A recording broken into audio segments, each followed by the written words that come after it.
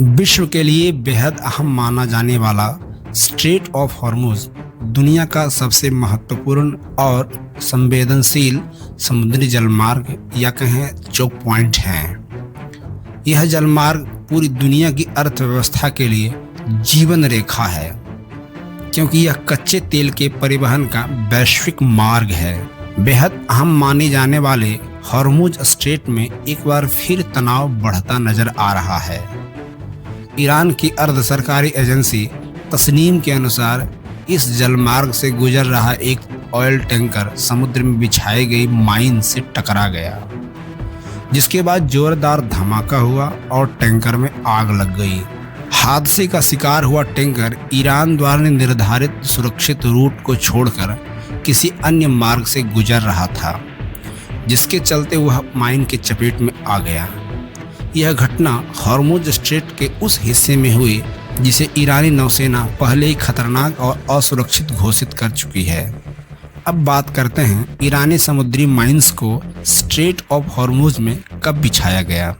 Iran ने मार्च 2026 के शुरुआती हफ्तों में स्ट्रेट ऑफ हॉर्मुज में समुद्री बारूदी सुरंगें बिछाई, जो अमेरिका और पश्चिम एशिया के बीच बढ़ते तनाव और संघर्ष के दौरान सामने आया।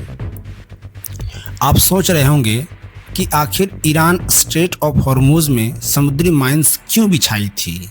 ईरान ने समुद्र में माइन इसलिए बिछाई थी ताकि स्ट्रेट ऑफ हॉर्मुज जैसे अत्यंत महत्वपूर्ण जलमार्ग को बंद या अवरुद्ध किया जा सके।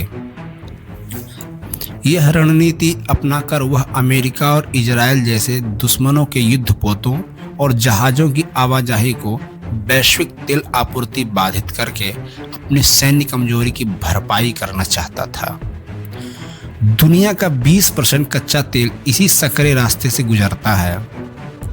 माइंस बिछाकर ईरान इस रास्ते पर पूरा नियंत्रण पाना चाहता था।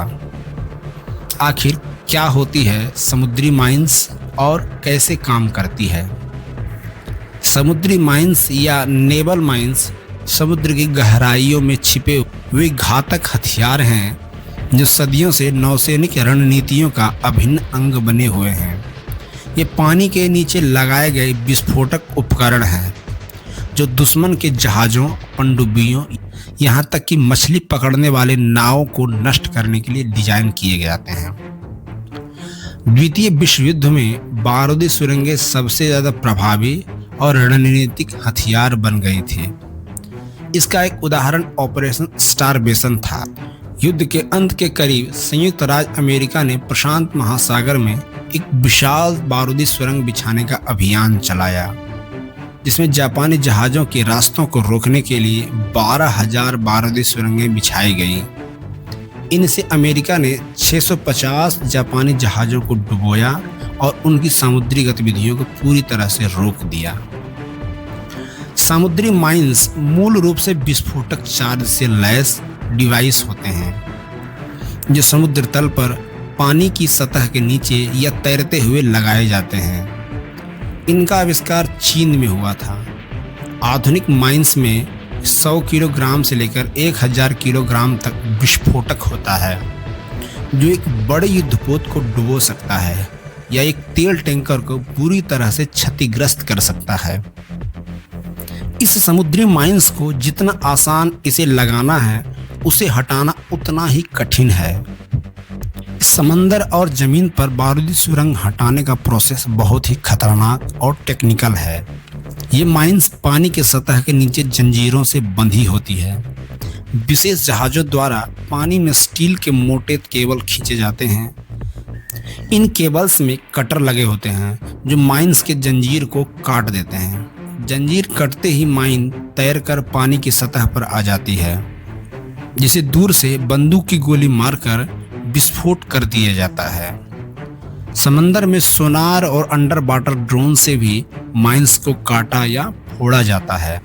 जब तकनीक काम नहीं आती, तब नौसेना के विशेष रूप से प्रशिक्षित गोताखोर पानी में उतरते हैं। ये गोताखोर बहुत सावधानी से माइंस के पास जाते हैं और उसके फ्यूज को मैनुअल रूप से निकाल देते हैं या उसे वहीं नष्ट करने के लिए विस्फोटक लगा देते हैं।